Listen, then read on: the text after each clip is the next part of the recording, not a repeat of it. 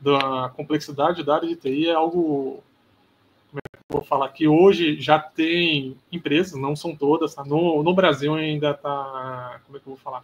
Está engateando, que reconhece isso, que é o quê?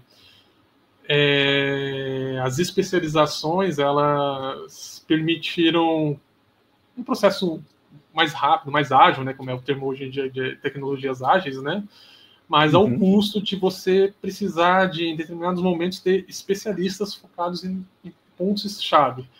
Então, o que acontece? O pessoal fala assim, que é o exemplo que você realmente você usou, tá perfeito. A medicina tem diversa segmentação. A TI hoje tem mais. E você vai ver hoje em entrevista Forbes, exame, etc. Você vai ver muito céu que já reconhece esse ponto. Que realmente ficou muito. Precisa. Vou pegar um exemplo que a gente estava citando no começo. De DBA. De DBA tem um artigo, depois eu até compartilho para você deixar no link na descrição do podcast. Legal. Que acho que era Craig o nome do autor, que enfim, acho que era 2017. Ele mesmo já citava que em 2017, no mínimo, ele poderia enumerar 8 tipos de DBA. Então, você tinha 8 tipos de DBA diferentes naquela época já, hein? E enquanto todo mundo só contratava por DBA. Não, é o DBA. DBA é DBA, acabou. É o cara que mexe no dados, não precisa mais nada, não. Pelo contrário, ele vai lá e enumera. Você vai ter o DBA. Não, porque quem contrata não conhece os meandros. E assim vai. Então, eu passo o artigo depois, mas vamos lá. Aí, assim, para mim sempre me importou entender a mecânica nos mínimos detalhes, né? Então, assim, quando consegui meu primeiro computador, que foi muito depois do que meus amigos, né? Não foi muito diferente. A primeira coisa que eu comecei a fazer foi desmontando para fazer upgrade, fui formatando, instalando vários tipos de sistema para ver a diferença entre um e outro.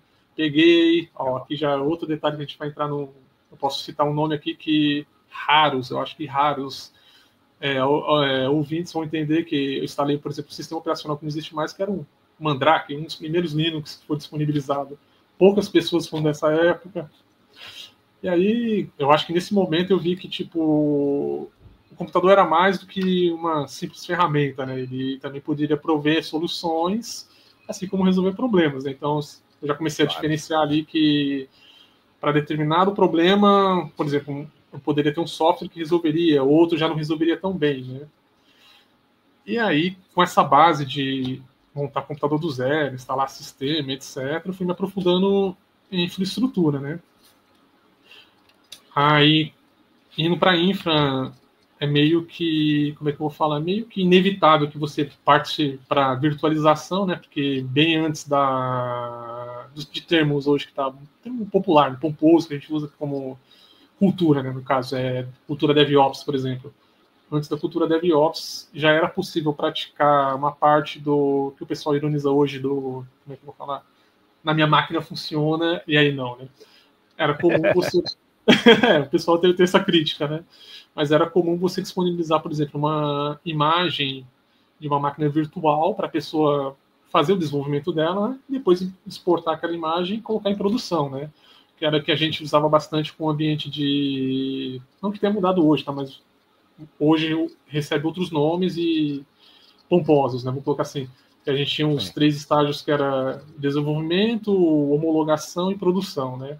Hoje a gente já coloca como esteira de produção, onde o desenvolvedor já faz o seu código, joga na esteira, que a esteira já processa se tem algum código malicioso, alguma dependência maliciosa, faz com análise de QA antes de jogar em produção e só demente depois que passou em tudo, ou seja, a homologação é meio que automática hoje em dia, né, com uma esteira de produção, que vai para a produção, né. Mas assim, e acabei me certificando nesse inteirinho, né? Fui me certificando também, que foi o que eu falei. Em 99 eu já tinha a certificação de Visual Basic. Na época não me rendeu nada. Eu me certifiquei porque eu achei que era interessante, mas não teve reconhecimento no mercado interno. Eram poucas empresas que valoravam, né? E nesse inteirinho fui passando. Fui por... Como é que eu vou falar? Diversas posições, por exemplo, antes da gente trabalhar junto como DBA, eu já tinha, quando eu estava como DBA, né, quando a gente trabalhou junto, eu já tinha passado como analista de suporte, como coordenador de TI, depois de DBA como consultor também trabalhei bastante como desenvolvedor. Legal. E voltei a pegar as certificações agora porque eu estou vendo que tem um reconhecimento global. No mercado interno ainda nem tanto, mas globalmente hoje certificação está sendo usado bastante como filtro. E aí legal. Foi também, como é que eu vou falar? Eu direcionei a o meu foco, né? Que eu falei, já que eu estou tanto na área de TI, vamos preencher os requerimentos. Eu tenho as certificações hoje para reconhecimento global, que é o filtro que as empresas hoje entram em contato comigo no mercado global. E para o mercado interno, a engenharia de software estaria mais aderente com o meu perfil, né? Por isso, segui por esse caminho. Então, eu tenho meu conhecimento prático validado pelas certificações, porque você não passa em certificação, pelo menos as de mais alto nível, né? Sem saber a prática, esquece que você não vai passar. E fazendo um conhecimento de qualificação por status quo que o mercado exige, né? O que não deixa de ser interessante, né? Porque a gente aprende coisas novas. Mas realmente é aquilo que você falou. A gente precisa ter o aprendizado contínuo. Não dá para ser diferente. E por incrível que pareça, não só na nossa área, mas principalmente nessa área de TI, meu amigo, isso é fator primordial. Gostou deste corte?